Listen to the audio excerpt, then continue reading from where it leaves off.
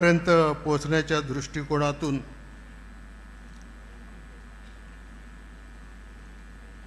काय रे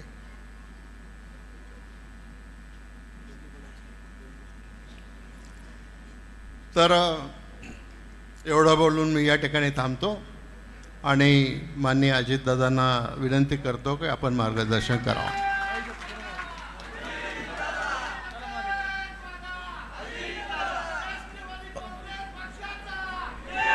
मंत्रिमंडळातील माझे सहकारी आपल्या भागाचं नेतृत्व करत असणारे नामदार दिलीपराव वळसे पाटीलजी, ज्यांनी आत्ता आपल्या सर्वांच्या साक्षीनं राष्ट्रवादी काँग्रेस पक्षामध्ये प्रवेश केला, ते आपले शिवाजीराव आढळराव पाटील, विधिमंडळातील सहकारी दिलीपराव मोहिते पाटील, अतुल बेनके, रुपाली चाकणकर, पोपटराव गावडे, सुरेश घुले, दिलीप काळभोर, संजय काळे, राजाराम कांचन, गणपतराव फुलोडे, प्रदीप गारटकर, अरुण गिरे, दादा पाटील पराटे, देवेंद्र शेठ शहा, किरणताई वळसे पाटील, कल्पनाताई आढळराव पाटील, बाळासाहेब बेंडे, विष्णू हिंगे, राजेंद्र गावडे, रवींद्र करंजकिले, पांडुरंग पवार, प्रमोद पराड, विवेक वळसे पाटील, मानसिंग पाचुनकर, त्याच्यामध्ये राजेंद्र कोरेकर, सुषमाताई शिंदे, विशेषतः शिरूर लोकसभा मतदारसंघातील उपस्थित असणारे सर्व सन्माननीय आमचे उमेदवार, सर्व कार्यकर्ते, सर्व पदाधिकारी,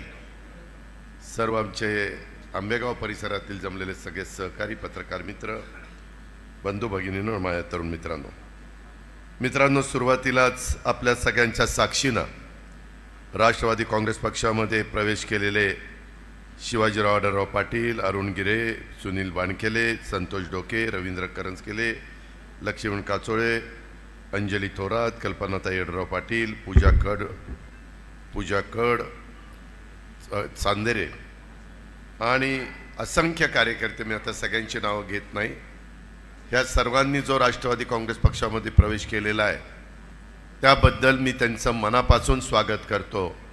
आणि त्यांना एक चांगला निर्णय त्यांनी घेतला. कुठल्याही परिस्थितीमध्ये दिलीपरावांनी सांगितलं त्या प्रकारे मान सन्मान सगळ्यांचा राष्ट्रवादी काँग्रेस पक्षामध्ये त्या ठिकाणी ठेवला जाईल.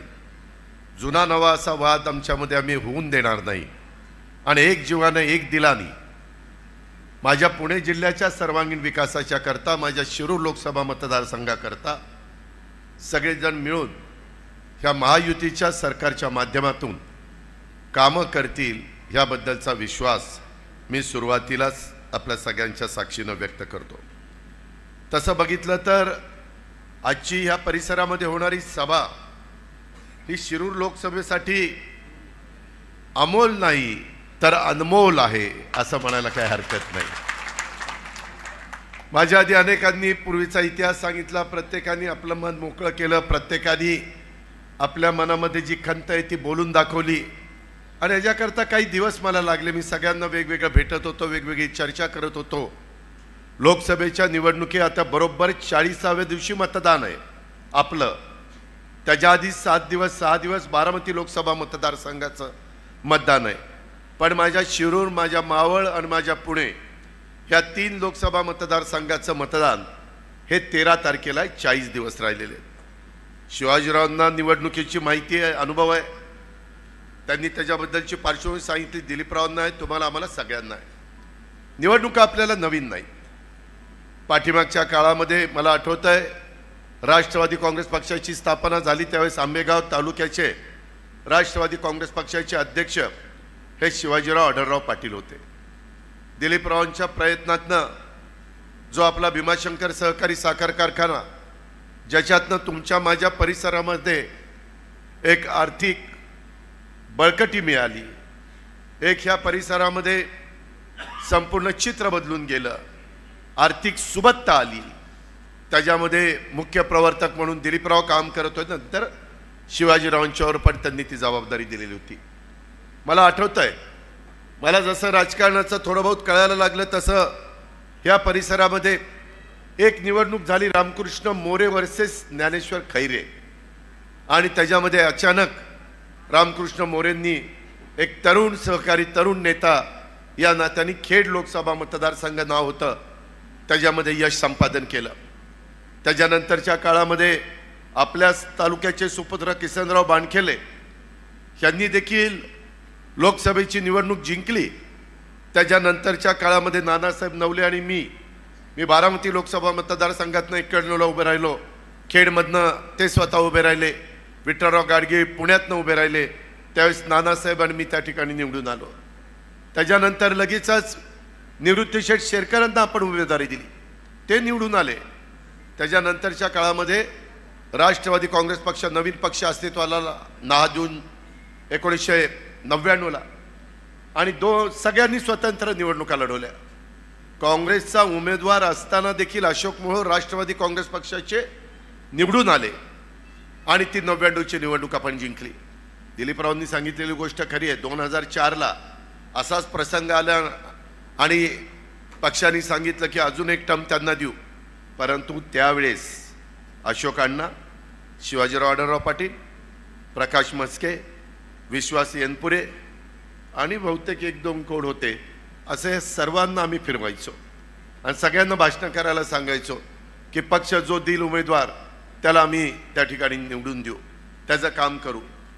पण त्यावेळेस अशोकराव मोहोळांना असं वाटलं की एकट्या राष्ट्रवादीचा आपण निवडून आलो, आता तर 2004ला राष्ट्रवादी आणि काँग्रेस एकत्र आलेली आहे, आघाडी केलेली आहे, त्यामुळं तर निवडणूक सोपीच आहे. आणि त्याच्यातून ज्या प्रकारे निवडणुकीमध्ये त्यांनी लक्ष द्यायला पाहिजे तसं लक्ष दिलं नाही. आणि शिवाजीराव दादांनी शिवाजी महाराजांच्या भाषेत सांगायचं गनिमा काव्वा केला, कुणाला कुठं त्या ठिकाणी थांबवलं तर गाव पॅक होतं. पूर्वी गाव पॅक व्हायची, आता होत नाही. मला आठवतं सुरुवातीला एक केलं, दादा गाव पॅक झालं, आता ती पोरं म्हणतात पॅक झालं का, बघतोस तुझ्याकडं. त्याच्यामुळं अलीकडं नवी पिढी वेगळा विचार करते. महिलांना सुबत्ता दिलेली आहे, महिलांना मान सन्मान दिलेला आहे, त्याही निर्णय प्रक्रियेमध्ये आलेले आहेत. पुढच्या वर्षी तर महिलांना आता आरक्षण लोकसभेला विधानसभेला मिळणार आहे. आताची निवडणूक नाही, परंतु 2029ची निवडणूक या देशामध्ये संपूर्ण देशातनं महिला ह्या देखील 1/3 निवडून जाणार आहेत. त्याच्याबद्दलचं बिल पण पास झालेलं आहे, तोही आपल्याला काळ बघायला मिळेल. त्याच्यामध्ये कुठल्या महिलांना संधी मिळेल. परंतु हे सगळं होत असताना शिवाजीरावांनी जे कष्ट घेतले आणि 2004ला राष्ट्रवादी काँग्रेस पक्ष फुल स्विंगमध्ये होता, सगळ्यात जास्त आमदार निवडून आले होते. तिथं भुजबळ साहेब का आर पाटील मुख्यमंत्री होणार अशी चर्चा होती. पण अचानक पक्षांनी, वरिष्ठांनी त्याच्यामध्ये 4 मंत्रिपद आणि 4 खाती जास्त घेतली आणि मुख्यमंत्रीपद सोडलं. विलासराव पुन्हा दुसऱ्यांदा मुख्यमंत्री झाले. हा काळ पण आपल्याला माहिती आहे, मला पुन्हा ते उगाळत काढायचं नाही. पण त्यावेळेस राष्ट्रवादीची हवा राज्यात होती. मी आर पाटील, दिलीप वळसे पाटील, जयंत पाटील, सुनील तटकरे, आम्ही सगळी यंग टीम तिथं काम करत होतो आणि त्याच्यातनं एक चांगला समाजामध्ये मेसेज गेलेला होता आणि त्याच्यामुळंच आपण नंबर 1ला पोचलेलो होतो. पण तिथं देखील आम्ही, मला वाटतं त्यावेळेस 2004ला माझ्या माहितीप्रमाणे विलासला उभं केलं ना, विलास लांडेला 2004ला उभं केलं नाही, 2004ला अशोक मोहोळांना त्यांनी पराभूत केलं. 2009ला ध्यानीमनी नसताना पुन्हा निवडणूक आली. पुन्हा मला नेहमी वाटायचं, मी जिल्ह्यामध्ये राष्ट्रवादी काँग्रेस पक्षाचा कार्यकर्ता म्हणून काम करत असताना प्रत्येक तालुक्यामध्ये राष्ट्रवादी निवडून आली पाहिजे अशा पद्धतीनं मला वाटायचं. आणि तशा पद्धतीनं मावळामध्ये देखील आपल्या बापरासाहेबांच्या नंतर आपण यावेळेस सुनीलला निवडून आणायला प्रयत्न केला. अशा सगळ्याच तालुक्यामध्ये आपण आपले उमेदवार निवडून आणले. तसं मला वाटायचं की आपल्याला इथली पण जागा ही मिळाली पाहिजे. शिरूर हा लोकसभा मतदारसंघ झाला, मतदारसंघाची फेररचना झाली आणि त्याच्यातून शिवाजीरावांनी तर अक्षरशः 2009ला देखील ते काही लाखांनी निवडून आले. मला वाटलं नव्हतं की एवढ्या यश ते मिळवतील. आम्हाला वाटलं की विलासरावांचे नातेसंबंध खूप मोठ्या प्रमाणावर आहेत, त्याच्यातनं काही यश मिळेल, परंतु काही यश मिळालं नाही. पुन्हा 2014 तेव्हा तर मोदी लाट आली, त्याच्यातनं तर शिवाजीरावांनी 3 लाखाचाच टप्पा गाठला. त्याच्यानंतर 2019 मी विचार केला की बाबा काही केलं, 2004, 2009, 2014 हे बाबा काही आपल्याला यश मिळवून देत नाही. मग काय करायचं विचार केला माझी डॉक्टर अमोल कोल्ह्यांची ओळख होती आणि मी त्यांना बोलून घेतलं. ते होते शिवसेनेत. माझ्या मुंबईच्या घरी प्रेमकोट म्हणून आपल्या मंत्रालयाच्या मागं माझा फ्लॅट आहे, तिथं बोलून घेतलं. ते म्हणले दादा, आणि तिथं सारखे उद्धव ठाकरे साहेब वगैरेंचे फोन यायला लागले. मी त्यांचा फोन घेतला काढून आणि म्हणलं आता फोन तुम्ही कोणाचा घेऊच नका. मी माझ्याकडे घेतला. त्यांना म्हणलं आता तुम्हाला राष्ट्रवादीमध्ये यायचं. ते म्हणलं नाही दादा, माझा हा पिंड नाही, मी एक कलाकार आहे, मी आज मालिकेमध्ये काम करतोय, माझं एकंदरीत राजकारणाशी दोघांजोड पण संबंध नाही. म्हणलं नाही नाही, कारण मी विचार केला की बाबा ह्या बाबाला जर आपल्याला राष्ट्रवादीला यश मिळवून द्यायचं म्हटलं तर मागं कुणी कुणी काय काय केलं. त्यावेळेस माझ्या लक्षात आलं, राजकीय लोक एखादा उमेदवार पराभूतच होत नाही म्हटलं की अभिनेत्याला काढतात. कधी अमिताभ बच्चनला काढलं, कधी हेमा मालिनीला काढलं, कधी धर्मेंद्रला काढलं, कधी गोविंदाला काढलं, म्हणजे निवडणुकीला काढलं, नाहीतरी कुठलं काढलं. कधी अशा त्यांना वेगवेगळ्या पद्धतीनं राजेश खन्नाला उमेदवारी दिल्लीमध्ये दिलेली होती. जिथं उमेदवार पराभूत होत नाही तिथं त्या ग्लॅमरचा फायदा घ्यायचा, सेलिब्रिटीचा फायदा घ्यायचा आणि त्याच्यातून नेमकं त्या काळामध्ये ती मालिका जोरात चालली होती आणि ती मालिका बंद पण केली नाही निवडणूक आयोगाने. आम्हाला वाटलं चला निवडणूक आयोग आपल्याला त्यांनी चांगल्या पद्धतीनं निर्णय दिलाय आणि ती मालिका आमच्या भगिनी बघायच्या आणि त्याच्यात उमेदवार म्हणून आम्ही त्यांना नेलं की सगळे स्वागत करायचे आणि एकदम वातावरण बदलायला लागलं. वातावरण बदलायला लागलं तसं त्यांनी आम्हाला सांगितलं होतं खर्च मी करणार नाही. मी म्हटलं 3 मतदारसंघाची जबाबदारी दिलीप वळसे पाटील घेतील, 3 मतदारसंघाची जबाबदारी अजित पवार घेईल, काही करू नका, फक्त प्रचाराला वेळ द्या. वेळ दिला, निवडून आले. शिवाजीरावांचा त्याच्यामध्ये पराभव झाला. निवडून आल्यानंतर एखादा जरी अभिनेता असेल, कलाकार असेल, सेलिब्रिटी असेल तर ज्या भागातनं आपण निवडून जातो तिथं संपर्क ठेवायचा असतो. मी त्यांना म्हणालो की बाबा तुम्ही संपर्क ठेवा, फक्त संपर्क ठेवा. ते म्हणले दादा हे माझं काम नाही आहे, मी सेलिब्रिटी आहे. हे लोक जे निवडून गेलेले सेलिब्रिटी ते काही तिथं हे करतात का, मतदारसंघात लक्ष देतात का? नाही, ते कार्यकर्त्यांनी बघायचं असतं. अरे म्हणलं तुम्ही लोकसभेची निवडणूक आहे, देशाचं भवितव्य ठरवण्याचं काम तिथं पार्लमेंटमध्ये होतं आणि तुम्ही जर मतदारसंघात फिरणार नाही, दिलीप मोहिते पाटील तक्रार करायचे, दादा खासदार येत नाही, बाकीचे आमदार तक्रार करायचे. त्याच्यानंतर बहुतेक महेश लांडगे सोडले तर बाकीचे आमदार राष्ट्रवादीचे निवडून आले. त्याच्यामध्ये दिलीपराव वळसे पाटील कसं तरी त्या ठिकाणी सांभाळून घ्यायचे, पण बाकीचे मला म्हणायचे की हे काही बरोबर नाही आणि संपर्क तुटत चालला. आणि एक दिवस माझ्याकडे आले म्हणले हे संपलं, कोरोना संपला आणि मला म्हणले दादा मला राजीनामा द्यायचा. अरे म्हणलं कशाला, लोकांनी 5 वर्ष निवडून दिलं, राजीनामा कुठं द्यायला निघाला? नाही म्हणले आपल्याला जमतच नाही, माझ्या मालिका असतात, माझे चित्रपट असतात, मला प्रॅक्टिस करावी लागते, त्याच्यामध्ये मला वेळ द्यावा लागतो, मालिकेचं शूटिंग रात्री उशिरापर्यंत चालतं. ही गोष्ट खरी आहे. मगाशी कोणीतरी सांगितलं ते फोनवर पण त्यांचा कॉन्टॅक्ट व्हायचा नाही, कारण ते त्यांच्या त्या कामाला जास्तीचं महत्त्व द्यायचे. मित्रांनो, ज्यावेळेस आपण समाजाचं हित डोळ्यासमोर ठेवून राजकीय क्षेत्रात आणि सामाजिक क्षेत्रामध्ये काम करण्याचा निर्णय घेतो त्यावेळेस काही गोष्टी आपल्याला बाजूला ठेवाव्या लागतात.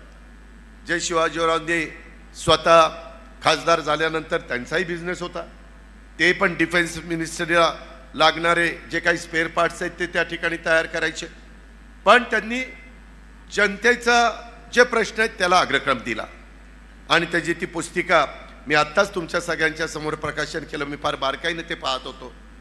नेहमी मला अनेक वर्ष तुम्ही जिल्ह्यानी पालकमंत्रीपद दिलं, त्याच्यामध्ये देखील चर्चा करत असताना आमचे कधी मतभेद व्हायचे नाही. काही मतभेद झाले त्याच्याबद्दल खुलेपणाने त्यांनी आणि दिलीप मोहिते पाटलांनी त्याचा खुलासा आपल्या सगळ्यांच्या समोर केलेला आहे. मी एकदा निवडून आल्यानंतर ती व्यक्ती जसं आमदार 5 लाखाचं प्रतिनिधित्व करतो तसं खासदार जवळपास 25 लाख लोकांचं प्रतिनिधित्व करतो.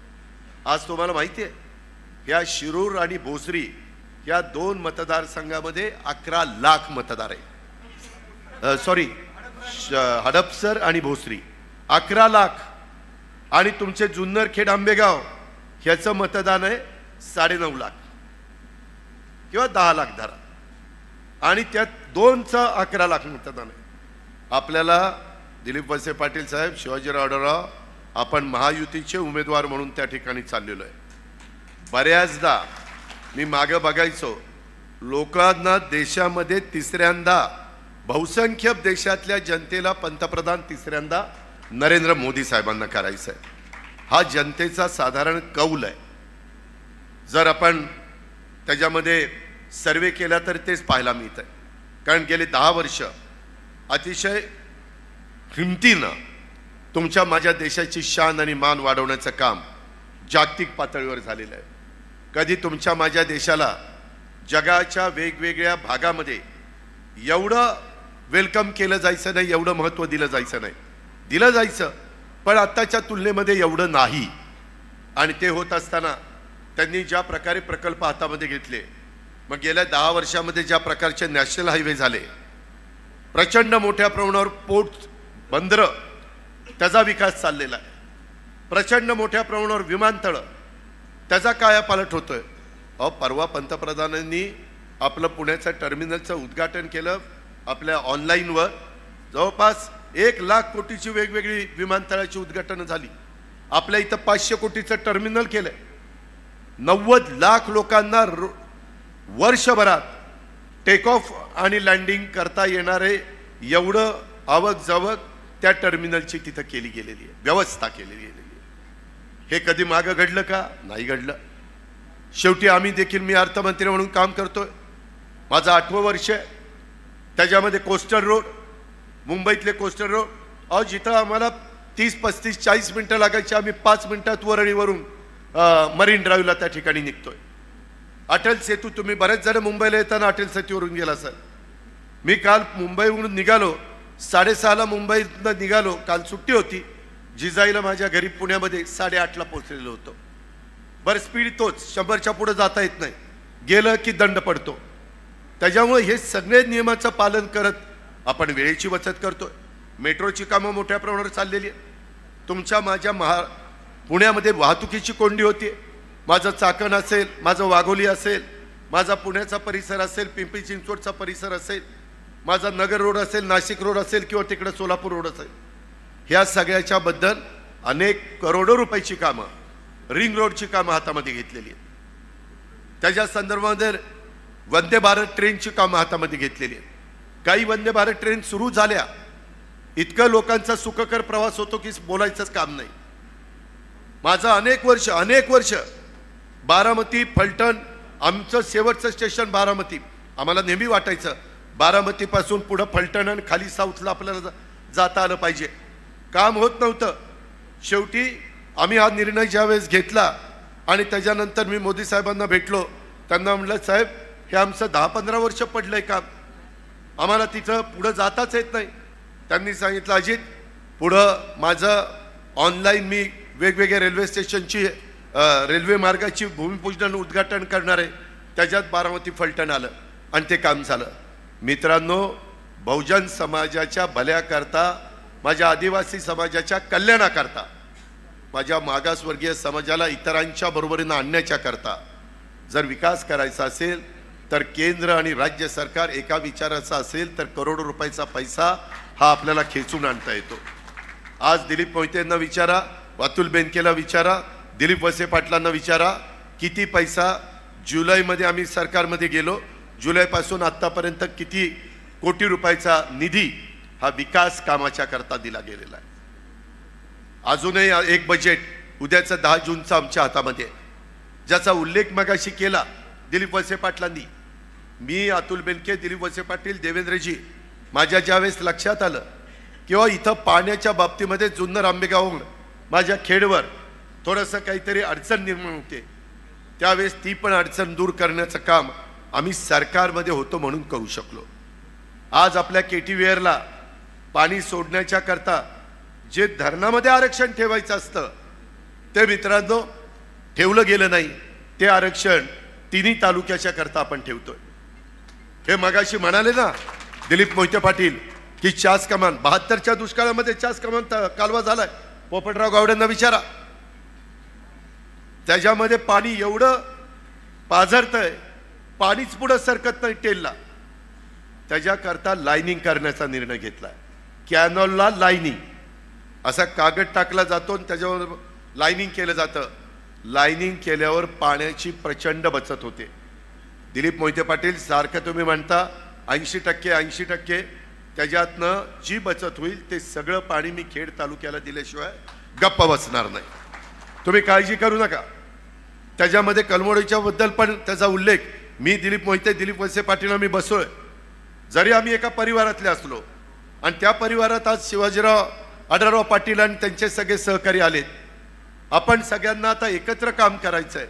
आणि हे काम करत असताना माझा जुन्नर, आंबेगाव, माझा खेड, माझा शिरूर, हवेली ह्या सगळ्या परिसराचा कायापालट करायचा आहे. आणि हा कायापालट करत असताना दिवसेंदिवस माझी दिलीपरावांची 7वी टर्म आहे. 7व्या टर्मला आम्ही आमदार झालो आणि प्रत्येक टर्मला आम्ही अधिकची कामं आमच्या मतदारसंघात केली. तुम्ही काढा पहिल्यापासून 90 ते 95, 95 ते 99, 99 ते 2004, 2004 ते 9, 9 ते 14, 14 ते 19 आणि 19 ते 24. आता तरी आमची 2.5 वर्ष करोनामध्ये गेली. जगातच आलं होतं. माणसांना जगवणं कर्तव्य होतं. आम्ही आमच्या स्वतःची फिकीर केली नाही. दर शुक्रवारी पुण्यामध्ये मीटिंग व्हायची. सगळ्या आमदारांना आम्ही हजर राहायचो आणि त्याच्यामध्ये निर्णय घ्यायचो. कुठं ॲम्ब्युलन्स पाहिजे, कुठं त्या ठिकाणी ऑक्सिजनचा प्लांट टाकला पाहिजे, कुठं पॅरामेडिकल स्टाफ दिला पाहिजे, कुठं जम्बो हॉस्पिटल उभे केले पाहिजेत, कुठं बेड्स टाकले पाहिजेत, कुठं व्हेंटिलेटर्स दिले पाहिजेत, कुठं वॅक्सिन दिलं पाहिजे, कुठं डॉक्टर कमी पडत आहेत. सगळ्या गोष्टी केल्या. सरकारची बाकीची कामं थांबवली, पण माणसाचा जीव महत्त्वाचा आहे. ह्या पद्धतीनं आपण त्या काळामध्ये करोनाला परतून लावण्याचं काम केलं. ठीक आहे, जीवाभावाचे काही सहकारी तुम्हाला मला सोडून गेले. आपण जीवाचं रान केलं. रेमडेसिवीर इंजेक्शन मिळत नसताना किती ते आणण्याच्या करता आपण प्रयत्न केला, कारण आजारच नवीन होता. अशा प्रकारे आपण समाजाला आधार देण्याचं काम करतोय. आज देखील एकनाथराव शिंदे असतील, देवेंद्र फडणवीस असतील, मी असेल किंवा दिल्लीमध्ये स्वतः नरेंद्र मोदी साहेब असतील, अमित शहा साहेब असतील, हे सगळेजण आज वेगवेगळ्या पद्धतीनं सर्वसामान्य माणसाला काय देता येईल. 80 कोटी जनतेला मोफत अन्न देण्याची चेष्टा आहे. 80 कोटी जनता कशाला म्हणतात. पूर्वी 600 रुपये तुम्हाला संजय गांधी निराधारला होते, नंतर 1000 केले, आता 1500 केले. श्रावण बाळला 1500 केले. आरोग्य चांगलं ठेवण्याच्या करता इन्शुरन्स पूर्वी 1.5 लाखाचा होता, आरोग्याच्या करता तो 5 लाखाचा केला. कुठलीही व्यक्ती आरोग्याच्या बाबतीमध्ये कुठं माझ्या घरी बापाकडं आईकडं पैसा नाही म्हणून मला उपचार घेता येत नाही किंवा मला उपचार दुसऱ्यावर करता येत नाही, हे घडू नये म्हणून हॉस्पिटल, वेगवेगळ्या प्रकारचे उपजिल्हा हॉस्पिटल, त्याच्यामध्ये ग्रामीण हॉस्पिटल, ही सगळी कामं आपण त्या बाबतीमध्ये करतोय. मित्रांनो, माझी तुम्हाला विनंती आहे, शिवाजीरावांची 3 टर्मची अक्षरशः त्या बाबाला पराभूत करण्याकरता आमच्या तोंडाला फेस आला, परंतु बाबा आम्हाला रेटला गेला नाही. आता आपल्याला त्यांना प्रचंड मतांनी निवडून आणायचं आहे. आता तुम्ही ज्या खासदारांना आम्ही सांगितल्यामुळं निवडून दिलं त्यांची 5 वर्षाची कारकीर्द पहा. इतकं सांगायचो नका देऊ राजीनामा, नका देऊ, परत निवडणूक जर लागली तर लोक आम्हाला मारतील, म्हणतील की तुम्ही 5 वर्षाच्या करता तुमचा उमेदवार राहत नाही. काय पोरखेळ वाटला सारख्या निवडणुकीला मतदान करायला? लोकांना नाही आवडत. लोक विचारपूर्वक मतदान करत असतात आणि हे मतदान आहे हे खऱ्या अर्थाने तर तुम्ही बघितलं तर लोकसभेची निवडणूक म्हणजे देशाचं धोरण ठरवणारी निवडणूक आहे. मित्रांनो, ही गावकीची भावकीची निवडणूक नाहीये. काही जणांनी ती भावकीची केलेली माझ्या भागात, ते मी बघतो काय करायचं ते. पण गावकीची पण नाही, भावकीची पण नाही. 140 कोटी जनता, 18 पगड जाती, 12 बलुतेदार, हिंदवी स्वराज्याची स्थापना महाराजांनी केली. 28 तारखेला तिथीप्रमाणे त्यांची मला वाटतं शिवजयंती आहे. 28 तारखेला परवा दिवशी. मित्रांनो, हे सगळं आज ही सगळी कामं करत असताना आम्ही अनेक वर्ष विचार करत करत आपलं तुळापूरचं, आपलं वडूचं छत्रपती संभाजी महाराजांचं स्मारक शिवनेरीला पायथ्याशी मला अतुल बेनके मागे लागला होता, तिथं आपण चांगल्या प्रकारचं पर्यटक आल्यानंतर कशा प्रकारचे शिवाजी महाराजांच्या काळातली हत्यारं होती, कशा प्रकारे तो काळ होता, तो समजून सांगण्याच्या करता आपण तिथं निधी मंजूर केलेला आहे. साईबाईंचं स्मारक, त्यांचा वाडा तिथं सापडलेला आहे, ते तिथं आपण त्या ठिकाणी करतोय. क्रांतीवीर लौजी वस्ताद साळवे, त्यांचं स्मारक अतिशय भव्य दिव्य पुण्यामध्ये करतोय. कुठल्याही जाती धर्माला हे सरकार आमचाही सगळ्यांचा विचार करतोय, ही भावना आम्ही सगळेजण अष्टविनायकाच्या संदर्भात वेगवेगळ्या प्रकारच्या सुविधा त्या देण्याच्या करता आपण तिथं मदत करतोय. अशा अनेक गोष्टी, मी कितीतरी गोष्टी तुमच्याकरता सांगू शकेन. आज खऱ्या अर्थाने आपल्याला पुणे आणि नाशिक हा त्रिकोण पूर्णच करायचा आहे. त्याच्याशिवाय खऱ्या अर्थाने माझ्या इथल्या शेतकरी वर्गाला, माझ्या इथला छोटा मोठा व्यवसाय करणारा भाजीपाला उत्पादक असेल किंवा फळ उत्पादक असेल, द्राक्ष उत्पादक असेल, त्याचा माल दुनियेमध्ये कुठेही पाठवायला सोयीचं होणार आहे, याकरता आपल्याला प्रयत्न करायचा आहे. मगाशी शिवाजीरावांनी सांगितलं तशी वाहतुकीची कोंडी ती आम्ही सोडवतोय आणि त्याच्याकरता केंद्राचा निधी लागतोय. बाबांनो, आपलं बजेट आहे 6 लाख कोटीचं, त्याच्या कितीतरी पट अधिक केंद्राचं बजेट आहे. केंद्र म्हणजे अख्खा समुद्रासारखा आहे आणि म्हणून आपल्याला मोदी साहेबांना सपोर्ट करण्याच्या करता खासदार निवडून पाठवायचे. दिलीपराव, शिवाजीराव, आपल्याला माझ्या भोसरी, खडकवासला आणि विशेषतः हडपसर ह्या भागामध्ये मतदारांना सांगावं लागेल, हे जरी घड्याळ असलं तर हे घड्याळ तिथं मोदींना पाठिंबा द्यायला चाललेलं आहे. कारण मोदींना मानणारा जो शहरी भागातला मतदार आहे, तो त्यांची खूण कमळ दिसलं नाही की तो तिथनं परत जातो. त्यांना मी आता उद्या 28 तारखेला माझी आणि एकनाथराव आणि देवेंद्रची मीटिंग आहे उपमुख्यमंत्र्यांची, त्याच्यामध्ये आम्ही काही जाहिराती देणार आहे की मोदी साहेबांना मत म्हणजे कमळ, धनुष्यबाण आणि घड्याळ, ह्या 3 खुणापैकी जी खूण असेल ती दाबली तर मोदी साहेबांना मत जाणार आहे. हे करावं लागेल. मी मागे बघितलेलं आहे, लोक काही परत जातात. त्याकरता विशेषतः इथं माझा शिरूरचा पण हवेली परिसरातले विधानसभा मतदारसंघातले दिलीपराव, रवी काळे सगळे सहकारी बसलेले, दादा आहे, राजेंद्र आहेत, बाकीचे तिथं मानसिंग आहे, बरेच जण आहेत. त्यांना पण शहरी भागामध्ये वाघोलीची लोकसंख्या वाढलेली आहे, शांताराम पण इथं आहे, त्या प्रकारेच आपल्याला काम करावं लागेल. आपण पाठीमागच्या काळामध्ये एकमेकाच्या विरोधात जिल्हा परिषद, तालुका पंचायत, नगरपालिका ह्या निवडणुका लढलोय. मागचं झालं गेलं ते गंगेला मिळालंय. आता नवी सुरुवात आहे, त्याच्यामध्ये मिळतं जुळतं घ्यावं लागेल. लोकसभा, विधानसभा देशाच्या आणि राज्याच्या भवितव्याच्या दृष्टिकोनातनं फार महत्त्वाच्या निवडणुका आहेत. त्याच्यातनं कायदा सुव्यवस्था, त्याच्यातनं जातीय सलोखा, त्याच्यातून एक चांगलं वातावरण हे आपल्याला निर्माण करायचं आहे आणि ती करण्याची ताकद आणि धमक ह्या लोकसभेत आणि विधानसभेमध्ये. आज विरोधक कारण नसताना, आज त्यांच्याकडं मुद्दा नाही, आपल्या इथंही विकासाच्या बद्दलचा मुद्दा विरोधकांना काढता येणार नाही. सगळ्या मतदारसंघामध्ये डेव्हलपमेंट झालेली आहे, चाललेली आहे. पण आता नवीनच काय काढतात, निवडणूक आली की संविधान बदलणार. साफ खोट आहे. तुम्ही राहुल गांधींची परवाची शिवाजी पार्कची सभा ऐका, त्यांनी सांगितलं संविधान कुणी बदलू शकत नाही. आम्ही सांगतो संविधान कुणी बदलू शकत नाही. आम्ही सांगतो जोपर्यंत चंद्र आणि सूर्य आहे तोपर्यंत घटनेचे शिल्पकार डॉक्टर बाबासाहेब आंबेडकरांनी दिलेलं संविधान कुणी बदलू शकत नाही. हे थोतांड आहे, हे चुकीचा प्रचार आहे, दिशाभूल करण्याचं काम चाललंय. माझ्या मागासवर्गीय समाजामध्ये चलबिचल निर्माण करण्याचं काम हे काही जण करतायत. हे आपल्याला हाणून पाडायचं आहे. काही जण म्हणतात घटना बदलणार. अरे 10 वर्षात कधी घटना बदलली गेली नाही आणि कुठं घटना बदलणार, काही बोलता. मग सांगतात की आता पुढं निवडणुकाच होणार नाही. अरे निवडणुका होणार नाही, भारत देशातली जनता काही गप्प बसणार आहे? निवडणुका होणार नाही. इंदिराजींनी त्या सर्वोच्च पदावर असताना इमर्जन्सी आणीबाणी आणली, लोकांनी नंतर राग व्यक्त केला, त्यांनाही पराभूत केलं.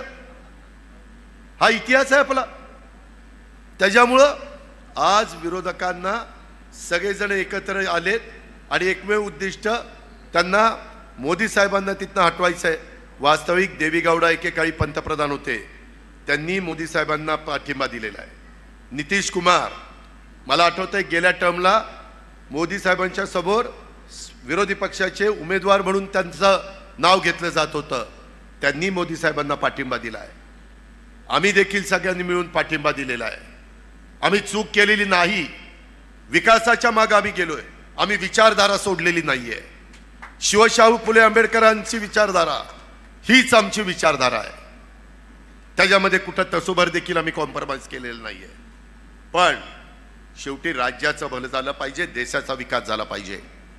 देशाची अर्थव्यवस्था 5व्या क्रमांकावर आहे जगात, ती 3ऱ्या क्रमांकावर आणायची आहे. $5 ट्रिलियन ही अर्थव्यवस्था गाठायची आहे. त्याच्याकरता प्रचंड काम करावं लागणार आहे, प्रचंड विकास करावा लागणार आहे. हे सगळं आज नवी संसद केली का, तर आमच्या महिला तिथं आल्या, 200-250 महिला वाढल्या, संसदेची संख्या 800 पर्यंत गेली, तर त्यांना बसायला जागा नको का? उद्याची 50 वर्ष डोळ्यासमोर ठेवून आखणी चाललेली आहे. चंद्रयान, आपण तिथं चंद्रावर गेलो, सगळ्या बाबतीमध्ये प्रगती चाललेली आहे. आज आजूबाजूची राष्ट्र वाकड्या नजरेने बघत नाहीत. मागच्या वेळेस पुलवामामध्ये पहाटेच जाऊन त्यांच्यावर बॉम्बार्डिंग केलं, परत पाकिस्तान जी गबगार पडलाय ती गबगारच पडलाय. कारण मजबूत नेता असावा लागतो. आज तुमचा आंबेगाव तालुक्याचा विकास का झाला? दिलीप वळसे पाटलांच्या सारखा मजबूत नेता तुम्हाला मिळाला म्हणून विकास झाला. शिवाजीराव आढळरावांनी पण खासदार असताना का साथ दिली? की तालुक्याचा भलं होत आहे. विरोधाला विरोध करणं हे कुणी त्याच्यामध्ये मनात ठेवलेलं नाहीये. आणि त्याकरता आपला जिल्हा तर एवढा झपाट्याने पुढे चालला, एवढं नागरीकरण होत आहे, त्याकरता आपल्याला आपल्या विचाराचे आमदार, आपल्या विचाराचे खासदार, आपल्या विचाराचं केंद्र सरकार, आपल्या विचाराचं राज्य सरकार हे आल्यानंतर प्रश्न ताबडतोब निकाली लागतात, काढता येतात. PMRD आपलं ते आपल्या माझ्या बारामती लोकसभा मतदारसंघात, शिरूर लोकसभा मतदारसंघात येतं. तिथले प्रश्न आहेत, त्याच्या संदर्भामध्ये काही महानगरपालिकेचे दोन्हीचे प्रश्न आहेत, नवीन गावांचे प्रश्न आहेत, शास्ती कराचे प्रश्न आहेत, इतर करांचे प्रश्न आहेत. त्या सगळ्याच्या संदर्भामध्ये आम्हाला त्याचा बारकाईनं अभ्यास आहे. आमचा उद्याचा आम्ही दिलेला उमेदवार, मी आज ह्या जाहीर सभेच्या निमित्तानं दुपारी मी सुनील तटकरेंची रायगडमधली उमेदवारी महायुतीचे उमेदवार म्हणून जाहीर केली. शिरूर लोकसभा मतदारसंघामध्ये महायुतीचे उमेदवार शिवाजीराव आढळराव पाटील हे उद्याच्याला तिथं उमेदवार राहणार आहे. तुम्ही गाळ बसू नका, तुम्ही कामाला लागा. आपल्या समोरचा उमेदवार आधीपासून कामाला लागलेला आहे, तो डायलॉगबाजी करण्यात वस्ताद आहे. त्याच्यामध्ये डायलॉगबाजी करणं म्हणजे चित्रपटात आणि तुमच्या मालिकेमध्ये ठीक आहे, नाटकामध्ये ठीक आहे, जनतेच्या समोर घाम गाळावा लागतो, काम करावं लागतं. ते काम करण्याची धमक त्या शिवाजीराव आढळराव पाटलांच्यामध्ये आहे. त्याचा अनुभव आपण 15 वर्षाचा घेतलेला आहे. त्यांची 15 वर्षाची कारकीर्द काढा, यांची 5 वर्षाची काढा. जरी आम्ही त्यांना निवडून आणण्याच्या करता जीवाचं रान केलं, आम्ही काही मनकावडे नाही. आम्हाला वाटलं नाही की बाबा ह्यांना निवडून आल्यानंतर ही बाबा राजीनामा द्यायला निघेल, हे बाबा म्हणेल मला राजकारण नकोच. ते म्हणतात माझं कामच नाहीये. अरे काम नाही तर उभा का राहिला? तिथं वेगवेगळ्या प्रकारचे चित्रपट काढत बसायचं होतं आणि एकीकडेच म्हणायचं मी छत्रपती शिवाजी महाराजांची भूमिका करतो, मी छत्रपती संभाजीराजांची भूमिका करतो. अहो 2022ला why I killed Mahatma Gandhi, तुम्ही नथुराम गोडसेची भूमिका केली ना. हे कसं काय केलं? हे पटलं का तुम्हाला? तुम्ही ती भूमिका केलेली सांगता, ही भूमिका केलेली सांगा. बघू काँग्रेसवाले तुमचा प्रचार करतायत का? आणि जर तुम्हाला वेगवेगळ्या भूमिकाच करायच्या आणि जनतेचे प्रश्नच सोडवायचे नाही, जनतेच्या करता उपलब्धच राहायचं नाही, सकाळ दुपार संध्याकाळ. पूर्वी आम्ही 91ला आमदार झालो, खासदार झालो, त्यावेळेस किती खासदारकीचे 7.5 लाख 8 लाखाचा मतदारसंघ असायचा. 7.5 लाखच किंवा 8 लाख. आताचे मतदारसंघ झालेत 25 लाखाचे. उलट लोक आता जास्त ॲक्टिव्ह झालीत. Social media, print media, electronic media, कुठं काय खटकलं की लगेच कळतंय. लोक जागृत झालेले आहेत. अशा सगळ्याच्या बाबतीमध्ये सतत तुम्हाला उपलब्ध राहणारा खासदार पाहिजे. ते खासदार उद्याचे शिवाजीराव आढळराव पाटील होऊ शकतात. या पद्धतीनं माझी तर आंबेगावकरांना विनंती आहे, जो ज्या तालुक्यातला खासदार असतो, उमेदवार असतो, त्या तालुक्यांनी कमीत कमी त्या उमेदवाराला 1 लाखाचं मताधिक्य दिलं पाहिजे. 1 लाखाचं. ही पद्धत असते. आज दिलीपराव, शिवाजीराव सगळेजण एकत्र आलेले आहेत. त्यांच्या जोडीला तिथं भारतीय जनता पक्ष पण आहे. त्याच्या जोडीला आठवले साहेबांचा पक्ष आहे. रासप महादेव जानकरांचा पक्ष आहे. सचिन थोरातांचा पक्ष आहे. कवाडांचा पक्ष आहे. सदा खोतांचा पक्ष आहे. अनेकांनी एकत्र येऊन ही महायुती केलेली आहे. आणि ह्या सगळ्यांचं मिळून आपल्याला उद्याच्याला प्रचार करायचा आहे. त्याच्यामुळं अजिबात गाळ बसता कामा नये. आता काही पहिल्यासारखं मगाशी दाखले काहींनी दिले तसं खासदारकीला एक आमदारकीला एक असं नाही. आता दोन्हीकडंच आपल्याला घड्याळ चालवायचं आहे. त्याच्यामुळं एकतर्फी मतदान झालं पाहिजे. मताची टक्केवारी वाढली पाहिजे. बूथ वाईज काम झालं पाहिजे.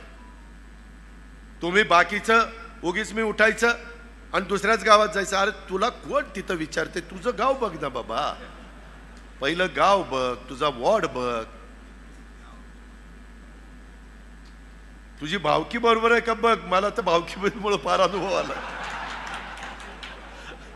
तुझी त्याच्यामध्ये ही बघावं लागतंय तर पुढचं सगळं जमतंय. हा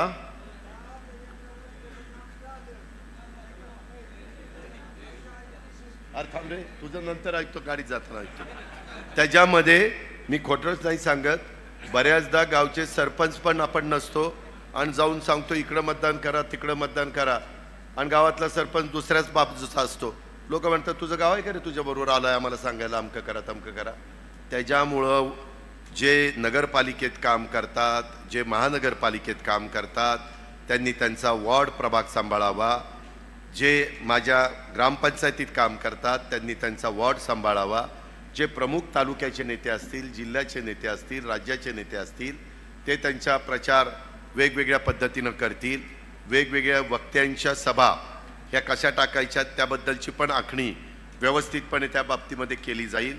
बोलताना गाव पातळीवर देखील घोंगडी बैठका किंवा काही करत असताना, आदिवासी भागात जात असताना सगळीकडं काही लोकांनी काही वेगळं मत व्यक्त केलं तर ऐकून घ्या. त्याला समजावून सांगा की बाबा नाही रे, असं असं आहे, आपण ह्याच्यातनं असा मार्ग काढतोय. मार्ग काढण्याची धमक आणि ताकद महायुतीमध्येच आहे आणि केंद्रामध्ये NDA सरकारमध्येच आहे, मोदी साहेबांच्या मध्येच आहे. हा विश्वास त्यांना त्या ठिकाणी द्या आणि त्या पद्धतीनं प्रचंड मताधिक्यांनी आपल्याला शिरूर लोकसभा मतदारसंघाची जागा निवडून आणायची आहे. त्यामध्ये कुठेही राग लोभ ठेवू नका. माझं नावच टाकलं नाही, माझं नाव घेतलं नाही. दादांनी 20 नावं घेतली, माझंच नाव घेतलं नाही. मी नावं घ्यायला आलेलो नाही, मी सभेत मार्गदर्शन करायला आलोय. बाकीचे पण बोलत असताना कदाचित कुणाचं काही राहील किंवा फोटो एखाद्याचा राहील, मित्रपक्षांचे वगैरे फोटो वगैरे, त्यांचा मान सन्मान ठेवून आपण पुढं गेलं पाहिजे. ह्याबद्दल काळजी घ्या. आता तुम्ही ही सभा संपल्यानंतर लगेचच शिवाजीराव आखणी करा. आपण सारखं म्हणत होतो प्रवेश लवकर द्यायचा आणि उमेदवारी जाहीर करायची, कारण 40 दिवस बघता बघता दिवस निघून जातील. त्याच्या आधी बारामती लोकसभा मतदारसंघाची निवडणूक आहे. तिथं पाहुणे रावळे ओळखीचे कोणी असतील तर तिथं पण घड्याळाला मतदान करायला सांगा. तसंच मावळामध्ये कुठं पाहुणे रावळे असतील तिथं मावळ, माझं चिंचवड आणि पिंपरी तिथं धनुष्यबाणाला मतदान करायला सांगा.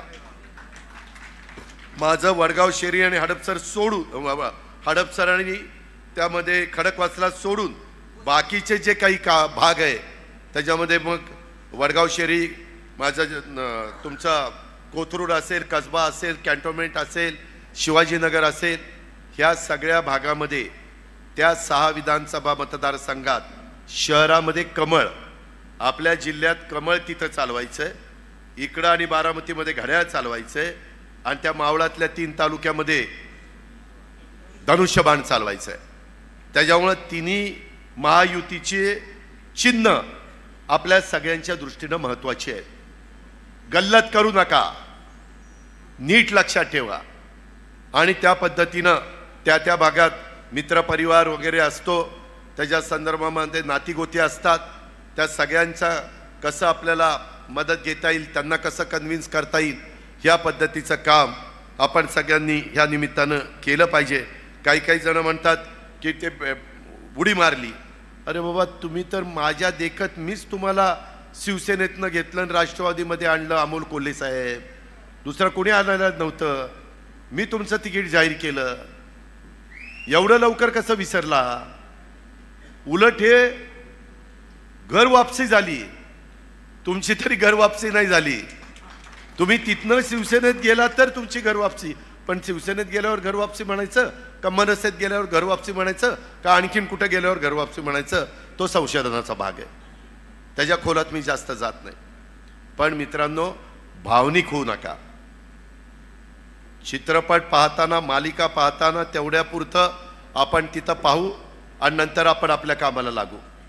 खासदारकीचं बटन दाबत असताना 5 वर्षाच्या करता बऱ्या वाईट काळ जो आपल्यावर येईल, त्या काळामध्ये साथ देणारा कोण आहे, त्या काळामध्ये धावून येणारा कोण आहे, त्या काळात सहकार्य करणारा कोण आहे, आणि मागचा त्या व्यक्तीचा अनुभव काय आहे, ह्या सगळ्याचा साकल्याने विचार करा.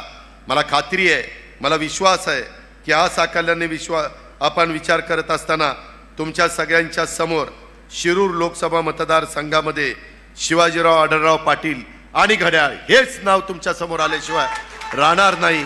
त्याकरता सगळ्यांनी मनापासून प्रयत्न करा आणि महायुतीचा उमेदवार प्रचंड मताधिक्यांनी लोकसभेमध्ये पाठवा, हीच आग्रहाची, नम्रतेची, कळकळीची विनंती करतो.